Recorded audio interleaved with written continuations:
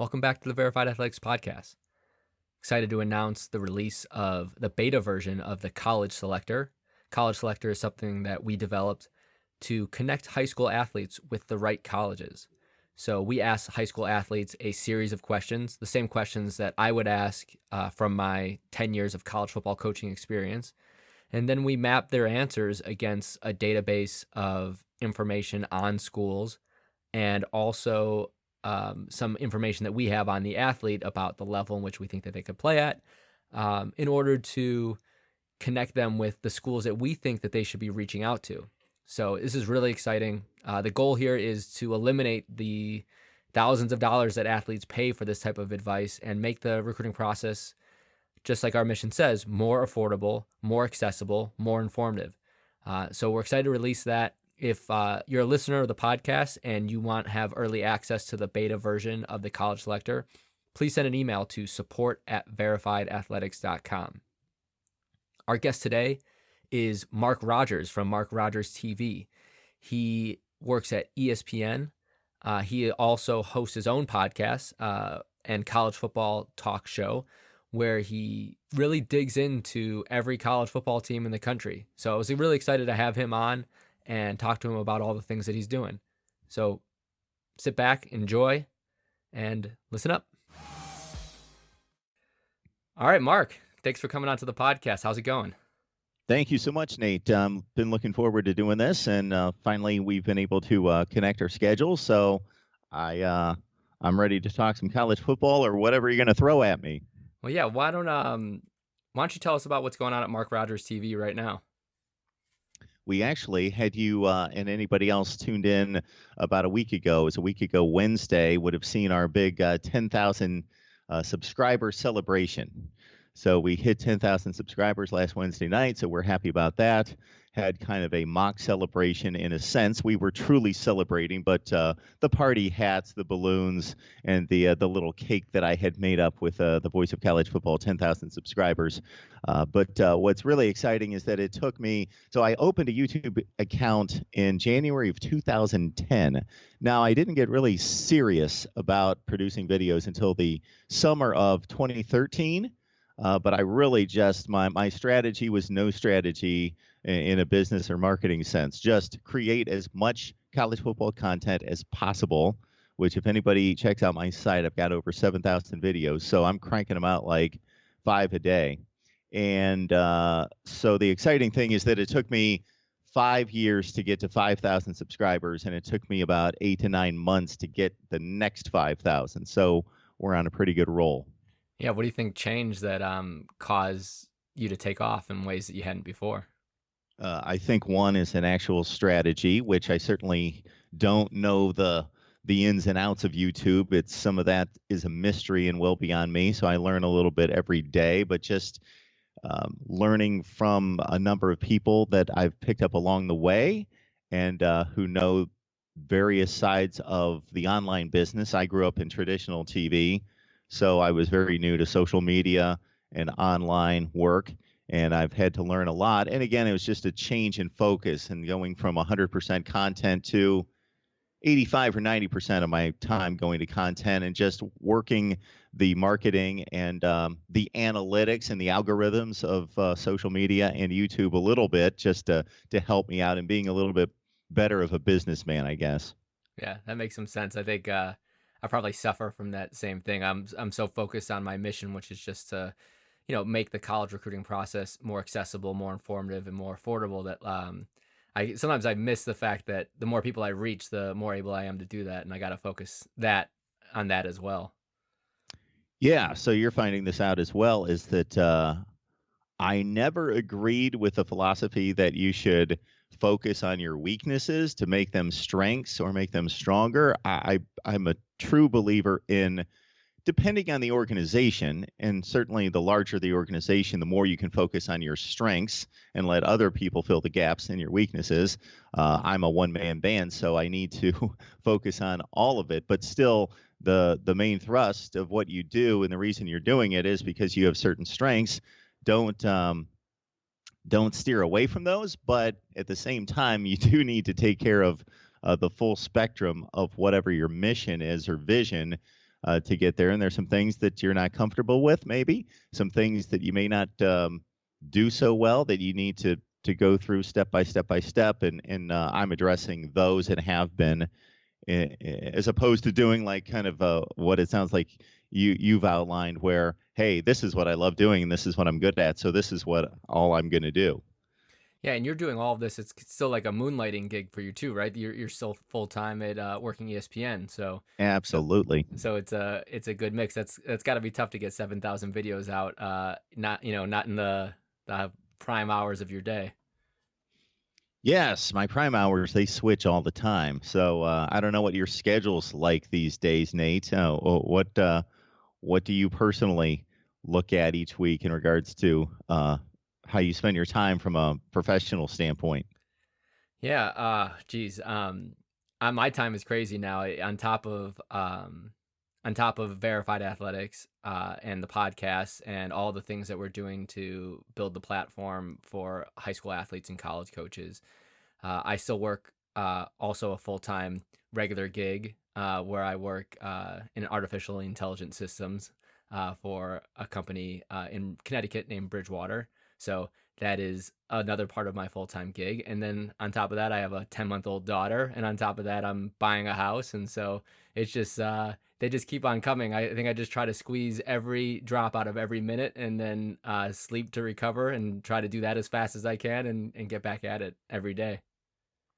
I hear you, because my full-time gig, being at a 24/7 TV operation, I certainly don't want to misrepresent this. They're very good to me. They're very kind to me, and don't overwork me in any way. But there's a difference between being overworked and just working strange hours. So I don't necessarily, again, am I overworked to any degree at all. Disney's very good to me, ESPN in particular. But yeah, the hours are a bit strange. It's a lot coming home at 3, 4 o'clock in the morning for me, but also having a few days during the week where I'm working a regular day shift, and it gets kind of the clock management and the clock internally gets a bit screwed up at times.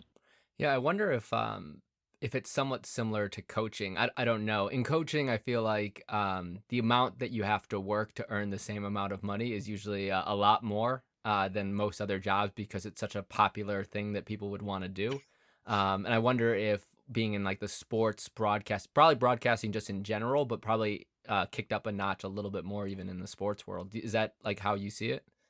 I think that's a great connection you made right there, because I look at you coaches and think, man, you guys are nuts when I hear about coaches sleeping in their office, and I don't think the typical fan looks at that side of it. They look at the $5 and $6 and $7 million made by the likes of Nick Saban and Urban Meyer and think that wouldn't that be great, and see him standing on the sideline on Saturday. But just the insane, first of all, the insane schedule. The second part of it, that the coaching aspect of it, and interviewing you a few months ago, we discussed it to a certain extent, but just the nomadic nature of the profession, even despite the success of a lot of coordinators, for example, at that level of the positional coach, coordinator, head coach level. These positional coaches and these coordinators that have just these long lists of every place that they've been across the country, and uh, the the standard of living from that aspect that they've had to put their family through is crazy to me. I've been at ESPN for 18 years, so I've been sitting in the same spot for that long, as opposed to what coaches have to go through, most of them. Yeah, it is tough. I think a lot of coaches, they start young, right? So you're starting when you're 21, 22. Family's not such a big issue for you, and moving around can be exciting, honestly. It could be fun to go to a new spot, and you're like chasing your dreams like most coach. I mean, you can't be a coach unless if you're a really competitive person. So you're striving to reach the top of your profession the same way that you probably did as a player, trying to become the best player that you could be. And so every opportunity you get, you want to take, and it's the way it works. Is you can't go 3 years without it either being a good 3 years or a bad 3 years. If it was a bad 3 years, you're probably looking for another job without the choice. And if it was a good 3 years, you're looking for a new job, or you're getting opportunities for new jobs one way or another. I know, my experience, this is something that I think a lot of people don't even think about. Most people don't think that they would lose their job for being too good at it. But in football coaching, that can happen. This is like a story from when I was coaching at Fordham. I'm trying to remember what year this was. Must have been around 2015 or 2016. I was coaching there. Joe Moorhead was our head coach. And we had turned the program around. In 4 years, we had taken a team that was 1-10. And then in the last 3 years, the first year we got to like 500, just above 500. And then the 3 years after that, made the playoffs 3 years in a row, which was a great, change of pace for Fordham and, kind of putting Fordham back on the map in FCS football. And due to that, Joe got the opportunity to become the offensive coordinator at Penn State, which is awesome, right? And, so happy for him, and it's a great opportunity for him. He becomes the offensive coordinator at Penn State. Penn State has a full coaching staff. So now you have a whole coaching staff at Fordham that is still at Fordham while Joe goes to Penn State. And unless if they don't promote from within, if they hire someone from the outside, that person that comes in from the outside is going to clean house and bring in their own staff with their, their connections. And so in some sense, like the whole staff, was at risk for losing their jobs because the head coach, had been successful enough to get a good opportunity. In that case, the offensive coordinator ended up getting promoted to head coach at Fordham. He's actually now with Joe at Mississippi State, coaching the quarterbacks, Andrew Briner. But that was a real situation. There were people with families and kids that like had coached themselves so well that they were maybe, having to take a down step in their career had it not worked out that way.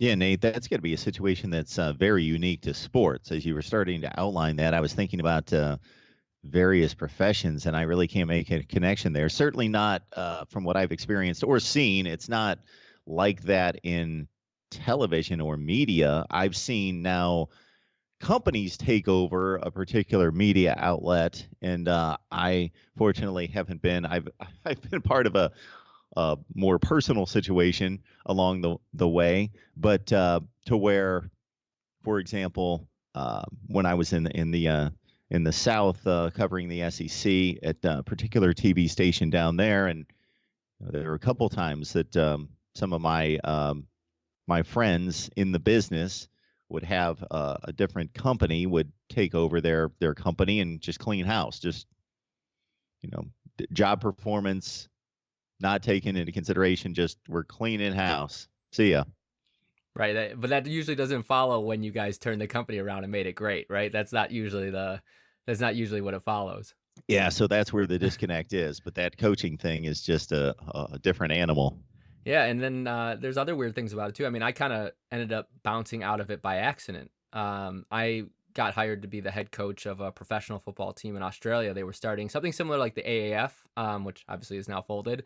They were starting something like that in Australia, and we were bringing over all American players and coaches to start like a minor league to the NFL there. And like 3 days before I was supposed to fly out there to start like the season, they canceled the whole league. It folded, 7 weeks earlier than the AAF did, basically. And, by then it was August 10th or whatever, and football coaching staffs were full. And so, I was, having to sit out a season, I found another job that ended up being really rewarding and interesting in different ways, and started Verified. And so that just it happened by accident. I had no intention of leaving coaching in the first place. There was a league that started in the late 90s, very similar to the one that you're referencing, across the country, where the model was, let's bring in the stars and players from the local schools, popular schools, big-time schools, and we'll attract crowds because everybody wants to watch, in my case, the kids from Ole Miss, Mississippi State, Southern Miss, Alabama, because that was the region. People are going to come out and watch these guys play. And I don't remember the league because we didn't cover it firsthand because the team was 2.5 or 3 hours away, and we were focused on college football. But little did anyone know that the big crowds that were filling the stadium week to week, they were making 5%, per ticket, because they were giving away so many tickets just to get people in the door that lasted like half a season, and mid-season everyone's going home. And it's kind of I remember watching the 30-30 and living through the USFL saga being kind of similar in regards to it looking healthier on television than the actual status of the league and it folding. So yeah, it's sports is a rough business. Yeah, I think there's definitely. I think the only way that you make one of those things work is you have to fake it until you make it. And unfortunately, like in sports, and I run into this on the recruiting front too. There's no shortage of people, dreamers, that are willing to take chances in order to get their shot, to get their chance. And I think it's a crowd that is. I don't want to say like ripe for taking advantage of, but it's easy to sell them on like a business plan that's not really that sound and give it a shot because people want that shot. That that if you're a college football player and you didn't make the NFL, you still think that you're an NFL guy. Like none of them are like, oh, I'm just not good enough. They're not giving me a chance, and so you're thinking this is my chance to prove myself. So I don't know. I just wonder if like if a minor league to the NFL will ever happen. I don't know what it takes. I mean, maybe from your perspective, in media, do you see a possibility for something to take off, or do you see why leagues have failed in a way that they can maybe succeed if they did something differently? For as much as people are starved for football, between the NFL and college football, and of course it's all concentrated in the fall, so there's always that thought that hey, people will want to watch football in the spring and summer. And it's failed how many times now? I'm thinking back as soon as I mentioned the USFL. There's the original XFL is an interesting story.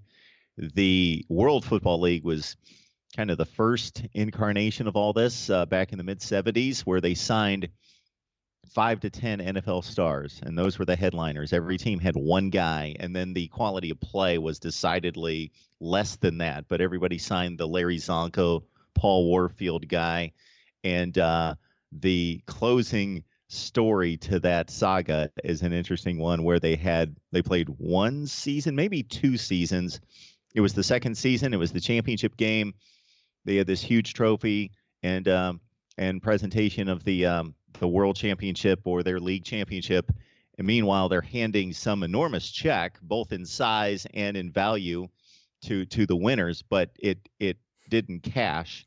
And they were as they were doing all this, they are clearing out locker rooms and just folding the whole thing and getting out of Dodge. And the check was worth nothing that they were giving the players after the championship game. Yeah, smoke and mirrors, right? Yeah, it's crazy. Well, one of the things I wanted to ask you is, it's so interesting to be in the sports broadcasting business. How does someone get started there? Like, if you were fresh out of college, or maybe that's not the right time, how does someone transition to get into that career, and what is a career like? So for me, I'm a dinosaur from that standpoint. In regards to there was no usable internet. Of course, it was around, but at the time that I came out, so I tell people the story of my dad and I jumping in the car, and God bless him, he would get me to jump in the car, and this is right after I graduated from college, from Kent State University, and had my couple internships at the local ABC station where I was very fortunate to get on air. To build a resume reel. They call it a reel now. We called it a tape then because it was a tape, and I guess they call it a demo. I don't know what they call it now. I hear all sorts of and I never have to deal with them anymore, so that's fine. But we would hop in the car and physically, he just thought he was old school, like tire industry, real estate. You jump in the car and you just physically go wherever you need to, knock on their door, and just because you've got a nice suit on and you're the go-getter, they're going to have 15 or 20 minutes of their time, which they don't 90% of the time. But the actual time that I got my first job, yeah, the station manager, the general manager had 15 or 20 minutes to talk to me. And so I was able to push my way in the door, and by fate or provision, they had a job opening for a news anchor reporter at the same time that I knocked on the door. And my story there that people find amusing, and I still can't believe it, is that I didn't know that they were interviewing me. I just knocked on the door. Hey, can I talk to the general manager? They had an opening. They're just talking to me, and I'm selling them on being the next great sportscaster.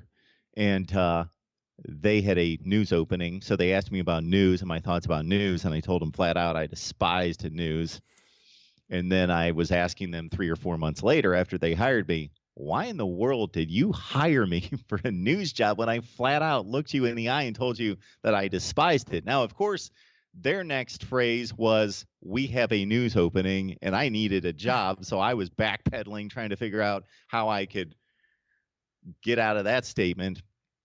And they simply told me I read the teleprompter better than anyone else that they interviewed. So that was their decision. And we're talking small entry level station in Ohio at that point. For right now, man, it's so easy to make contacts with everyone. It is so easy. I've had 3 to 5 people contact me on LinkedIn, probably figuring out from the description on my LinkedIn profile that I have a management job at ESPN, and just started talking to me, and they now work at ESPN. Now, I didn't hire them. I don't have hiring, but I made the contacts for them to give them the opportunity, and of course they had to show themselves worthy of a position. But man, so I would say that the advantage is obvious, that you can contact anyone on social media and make connections all over the place. The downside is obviously everybody else is doing the same thing. So yeah, just showing that you're willing to do anything is one thing. You got to be willing to move anywhere. I don't think those things have changed because I went to college with a few people that thought, okay, I'm going to stay right here. I don't want to go to Wyoming or Nebraska or Mississippi like I did eventually. I want to stay in Ohio, or I want to work in New York or Los Angeles. Of course, that's the dream or goal of a lot of people, and you need to be willing to go anywhere to start your career and maybe finish your career. I know a lot of people that when I worked in Mississippi, I would say 3/4 of the newsroom was not from Mississippi. People ask me about my experience in Mississippi from a standpoint of just the culture.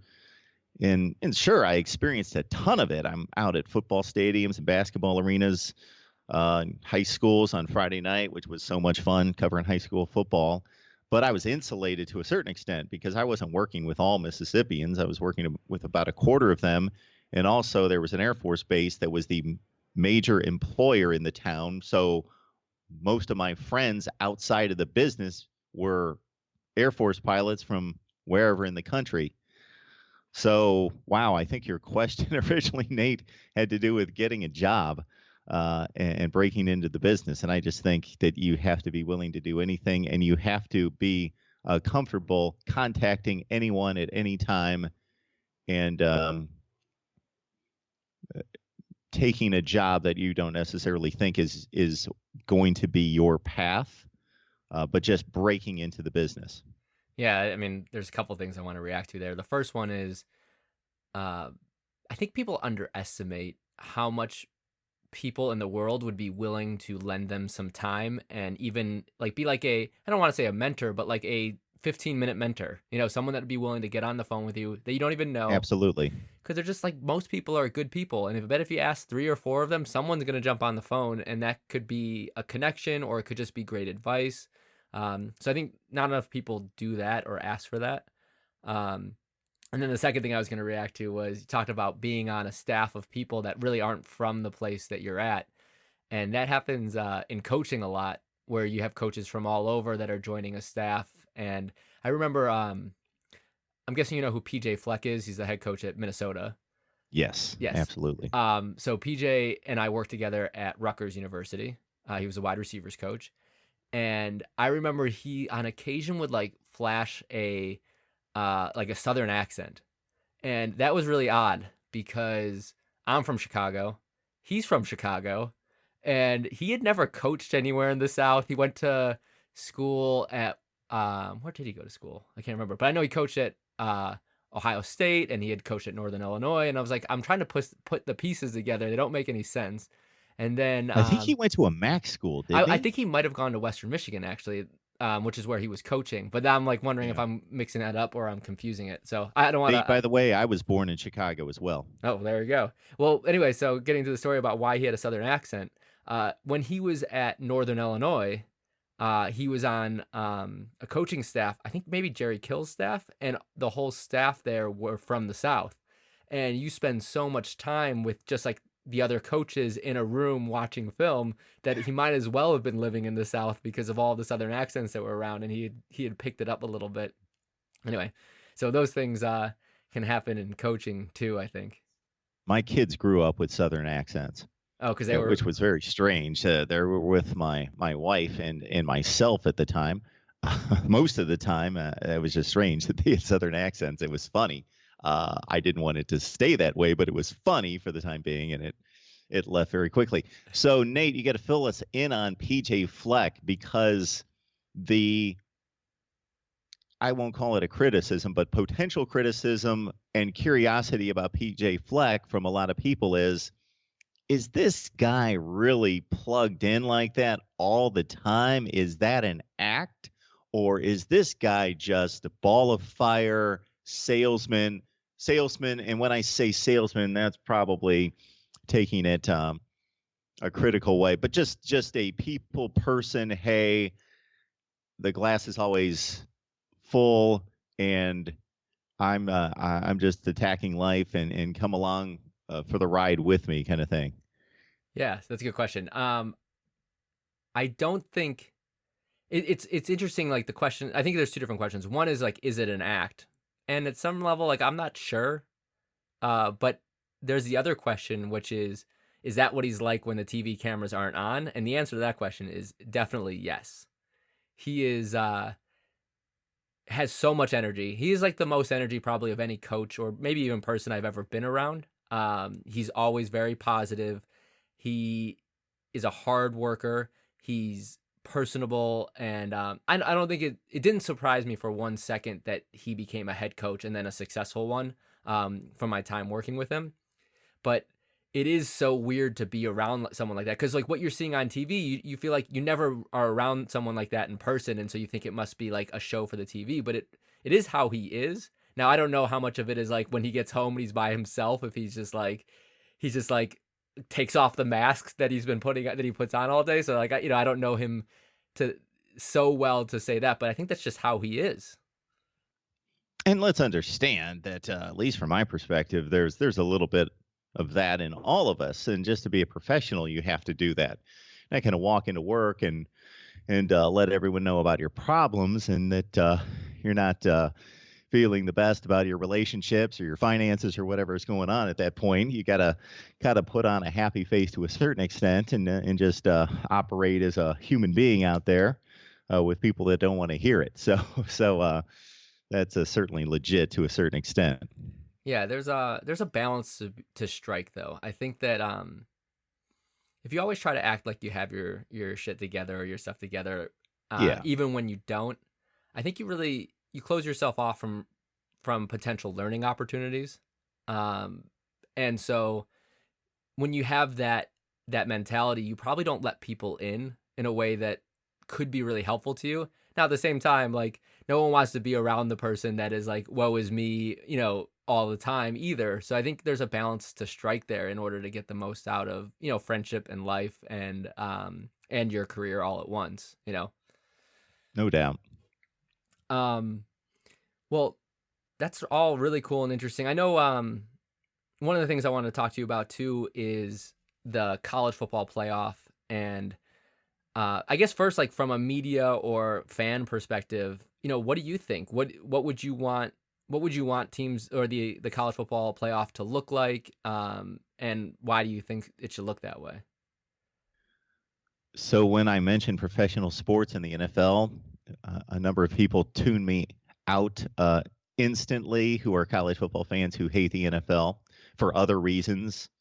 They usually don't hate the NFL for their playoff system. They hate it for other reasons, the money and so forth and so on, and the purity of college football in comparison.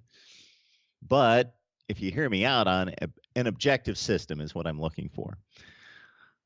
which is difficult because you've got so many teams and they only play a limited a number of games in comparison to other sports. So there's very little overlap of games.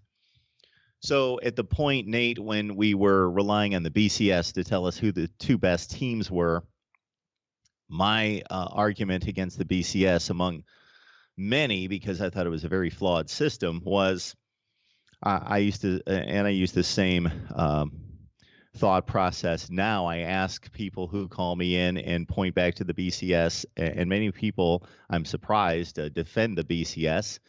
And I ask them, what sport would be the perfect sport to apply the BCS? And then I answer them, Major League Baseball. That is the best sport to apply the BCS. They play the most games against each other. They have the largest capacity and database of results.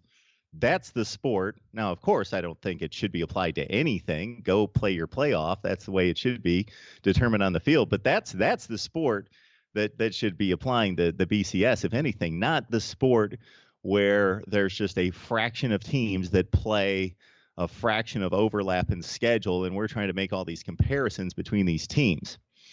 So there's a number of ways to do it that I think is almost exclusively objective and not the selection process that we currently have, which I think is just extremely flawed. And I'm not even that critical of the playoff selection committee. It's not like I rant and rave every year that they've done a bad job. I just think their job's impossible. They've got 5 major conferences. They have 10 total conferences that we ignore that aspect, but 5 major conferences, and they have to select 4 teams. And it's very rare that any of those champions played each other or really anybody comparable from other conferences to compare them against. So I think the big decider has to start with, if you're looking at playoff system, Nate, is are you going to include the group of 5, which means 130 qualified teams or potentially qualified teams, or do you make the determination that there's no comparison between the 2 levels of play, the group of 5, the power of 5? I could do it either way. But if we went group of 5, we'd have to expand it to 16 teams, because I believe if you win a conference championship, that you should be in the playoff. And then it becomes so I've got 2 formats working. So we'll run with the first one, which would be include the group of 5. You've got all 130 teams. You have 16 teams in the playoff. So you have 10 conferences, and you let in all the conference champions automatically. It's a NCAA basketball tournament style, because if you would line up, if a higher being could tell us exactly who the top 64, 68 now teams are in the country in college basketball, those are not the teams that make the tournament. It's like the top 40 or 45, and then there's this big gap because the 7th and 8th place teams in the Big Ten and the ACC are better than the conference champions from other conferences, but they earned a right based on their conference championship. So there's a gap. And then you have some teams that might be the 150th best team in the country, but they made the NCAA tournament because they earned it. The same thing would happen in football. You would have the roughly 12 best teams in the country. Then you would have this large gap, and you'd have like the 50th best team and the 55th best team. And it wouldn't necessarily be the best tournament of qualified teams athletically, but they at least earned it. Or you go the route of group of 5, go do whatever you want, play your own championship. We're going to focus on the Power 5, and we're going to play an 8-team tournament with the 5 conference championships and 3 at large. That I have all sorts of metrics that would determine who would fill out the 3 wildcard spots. And also, I think scheduling is an issue in this, Nate. So the scheduling has to be fixed along with the playoff format. So I think it's odd. Again, I look at professional sports, that there's an organization that hands you your schedule every year. You don't have individual teams and programs running around playing and scheduling games 15 years from now with whomever they want. I just think that's insane. and you have schedule disparity. So I've got a stack of schedules around here in college football, and I've carved through about 10 to 12 of them. So I'm ranking the schedules. I do this every off season, and I'm a nerd that way, and I look at a bunch of different metrics and comparisons, and I rank the schedules.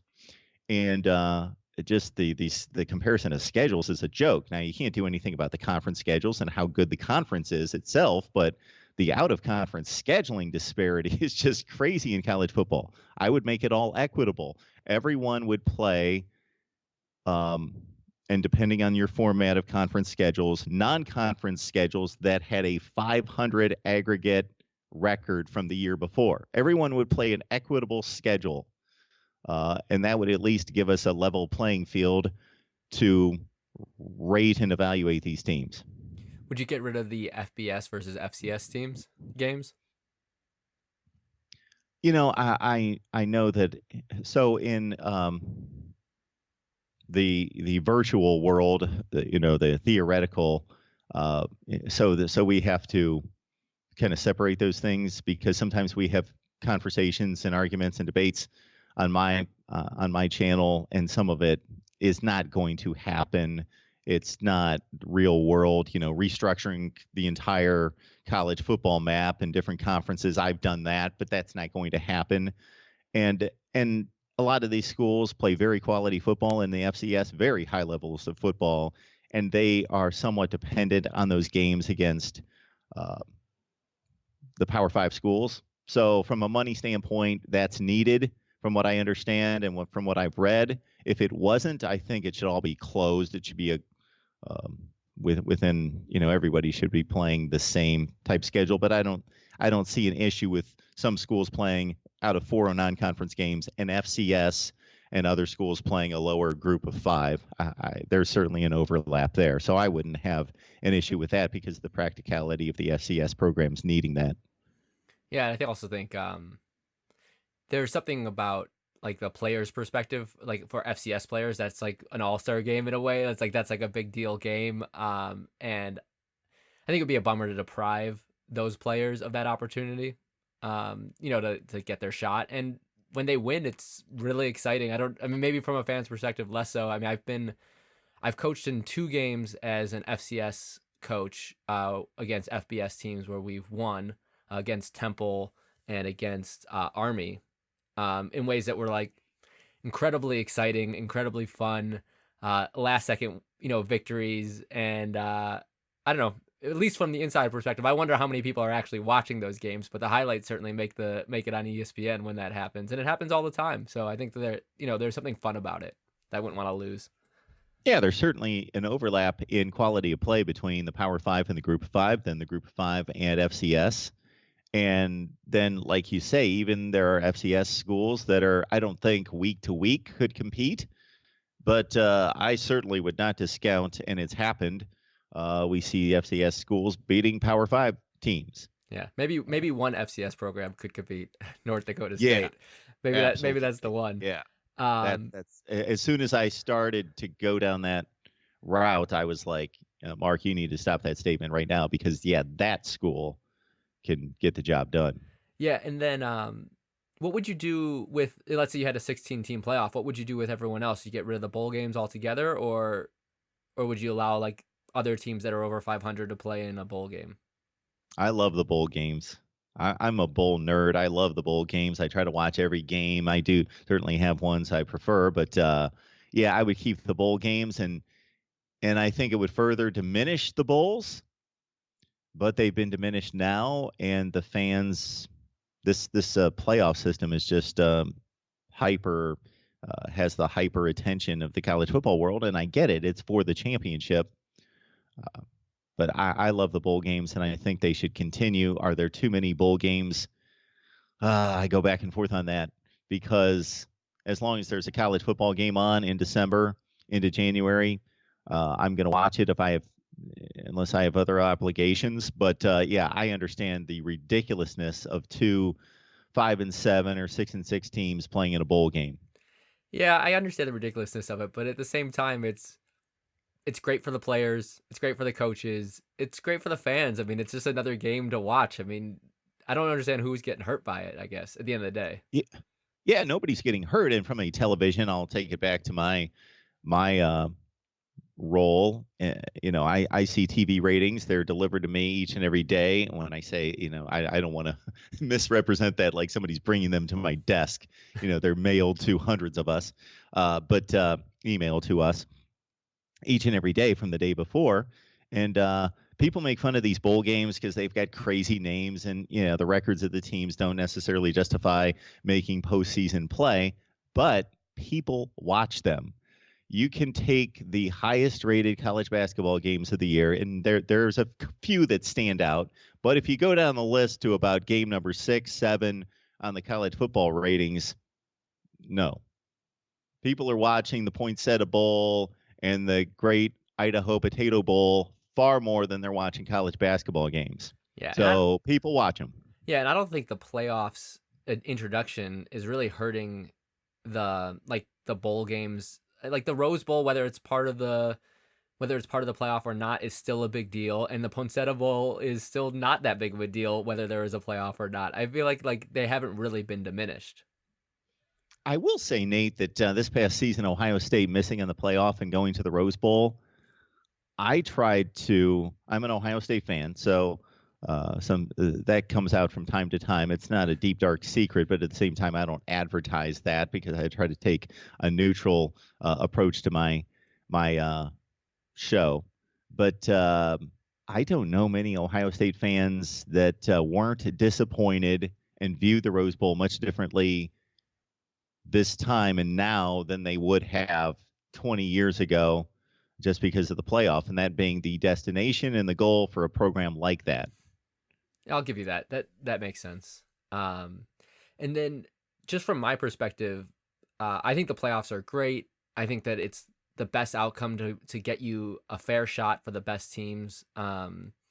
And expanding the playoff will do that even more so. I like your idea. I mean, the only one that you didn't mention that I think is worth considering is to have all 5 of the power conferences getting a bid, the best group of 5 school getting an automatic bid, and then like maybe two at-larges to come from anywhere. That's like maybe the other format that might make some sense. I I'm imagine good with that too. I imagine that like it'll happen the same in FBS as it has at all the other levels, where they start off with a small playoff and then they expand a little bit and a little bit. And now like FCS has 24 teams, 20 teams. Yeah, FCS has 20 teams. Division 2 has 24 and Division 3 has 32. Now they don't play regular season games all the way through December. They don't have conference championship games. And so they're starting the playoff earlier. And they're just working through it, 1 week at a time. They start either the weekend before or the weekend of Thanksgiving, if I remember correctly. So depending on the level. And I've had the experience of going to a bowl game with Rutgers. We went to the St. Petersburg Bowl, which is one of those bowl games that is like no one cares about. I think that year it was actually the Beef O'Brady St. Petersburg Bowl. Okay.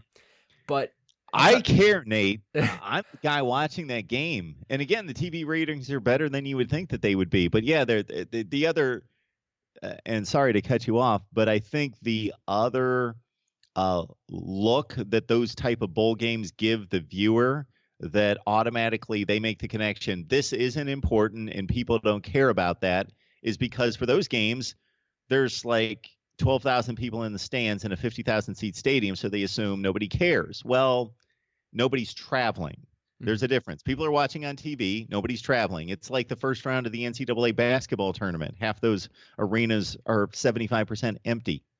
Yeah, and I was gonna say that that it was such a great fun experience. Like the fact that the game didn't matter in some ways like enhanced the experience for the players and the coaches. I mean, that's why you get the trick plays in there. That's why, like the special plays. That's why you get, some players playing that might not have otherwise played. And it's a vacation-ish. It's like there's events for the players. Like you always see them. I wonder if any fan really connects to it, but like always in like the TV when they go into and out of the game, they're always showing like little clips of like the events that the players took a part in the days preceding it, which is just like a ton of fun. It's like a celebration to an end of a season for a football team in a way that's really fun and exciting. And you don't get that when you go to the playoffs. When you go to the playoffs, it's like it's business. And like you are working as hard as you can, and if you win, then you're like right back. You have like another week the next week, and it's a grind. It's exciting because it's the playoffs, but it's not the same. And I think like losing that bowl experience, I don't know. I wouldn't want to lose that. Everything you just said about the bowl experience and the approach is absolutely true, and from a different perspective better than I do, based on that experience. I don't understand it though. Like, so I think it's a good thing. I have no issue with it. What's the difference that you finish 8-5 or 7-6? And sure, the teams go down there and they practice legitimately and they prepare. But yeah, you do see the trick plays. You do see the players playing that got some bowl practice and were better prepared to play in a game than they were, 6 weeks earlier and all that. But what I don't understand is, so we now see players skipping bowl games. And I don't know what the list was, how high it went this year, but it's going to continue to grow. And then I think it'll cap out at a certain point. And I kind of explained this, or what I thought that kind of threshold would be a few weeks ago. But what I don't understand, Nate, is, okay, these games are perceived to be meaningless. Okay, what about all the games that are played in the regular season once teams are eliminated from their conference championship? So the 5-4 Michigan State team that can't win the Big Ten, are the last 3 games of their season meaningless? And in addition to that, what I would preach to my team, because this covers 90% of the bowl games, is keep in mind that even when you're playing your biggest regular season game of the year, if you're Michigan State, you're playing Michigan, you're playing Ohio State, sure, that probably has the majority of, depending on how big the game is for, just that particular season, you have a big slice of the college football fan base watching you. But there's 6, 7 other games on TV at the same time. You don't have the attention of the entire college football nation like you do during a bowl game. If people are watching college football when you're playing a bowl game, 90% of those bowl games are played in exclusive time slots where there are no other games. And I would remind my team that you played all these important games in your conference, and we hoped to win a conference championship, but we didn't. We finished in 4th place, and we played all these important games that we deemed important. But this is going to be the time when more people are going to be watching you than at any other time in the season. If you're Temple or you're Kansas State, on down the line, Rutgers. Yeah. I don't get it. No, I think that's a great point. Yeah, and I would just like, you said something that like triggered a thought for me, which is, you kept on using the word like they're playing the game, and that's like the words that people use. There's a way in which the bowl game has a feeling of playing a game that other games don't have, and I mean that in the best possible way. I mean that like the way in which you go out and you play football like in your backyard with your friends, and you smile and you laugh, and like that is like what football is for a lot of people when they're young.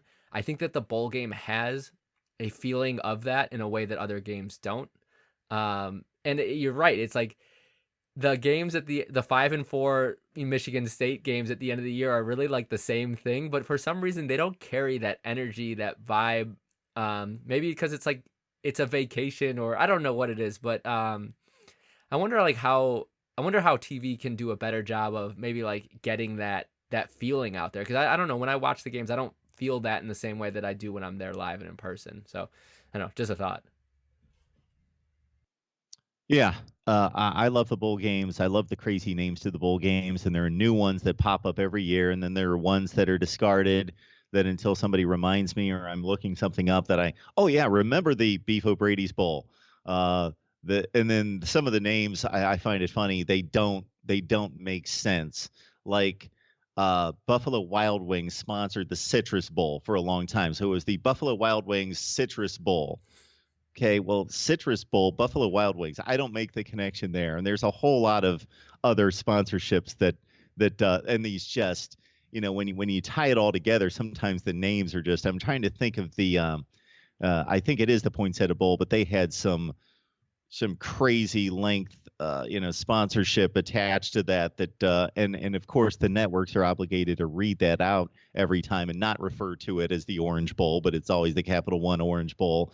And it takes the announcer like 43 seconds to read off the name of the bowl game or mention it every time he refers to the bowl game. Yeah, totally. Well, I know we're running out of time here, so why don't you quickly tell our audience how they can find you and watch your show? So it's fairly easy. You can just go to YouTube and look up Mark Rogers TV. That's all one word, Mark Rogers TV. Or you can just go to MarkRogersTV.com. It will reference right back to YouTube. So that'll just work in a loop. So MarkRogersTV.com. And regardless of your team, I will say that we are Power 5 centric. I love the Group of Five, love watching those games on Thursday and Friday, but I'm one guy. I do have a ton of contributors on the channel with me, but we do focus on the Power 5, so you'll hear a lot of discussion, debate, and analysis about some of the big topics that we're talking here, playoffs and players getting paid and players missing bowl games and those big topics, but we also focus on particular teams and try to cover everybody. But so you will hear your Iowa spring report from the Iowa guy that comes on and can spew forth who's playing the third string left guard position, and we grind it down to that degree as well. But we love college football debate, discussion, and analysis, and we've got new videos posted every day. Well, I love listening to it and watching it, so thanks for doing that, and I encourage the people listening to this to go check it out. So thanks a lot, Mark. Hope to have you on again sometime soon. Thank you, Nate. I appreciate it. All right. Bye.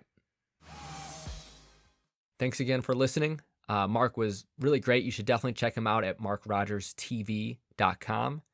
Talking to him, we touched on it for a brief minute, but I really want to reiterate that if there are things in life that you want to do, find people that have already done them. And even if you don't know them, just try reaching out to them. You might not hear back from some of them, but you'll hear back from others. And benefiting from their experience, their advice, or maybe even possibly their connections can help you to get from where you are to where you want to be.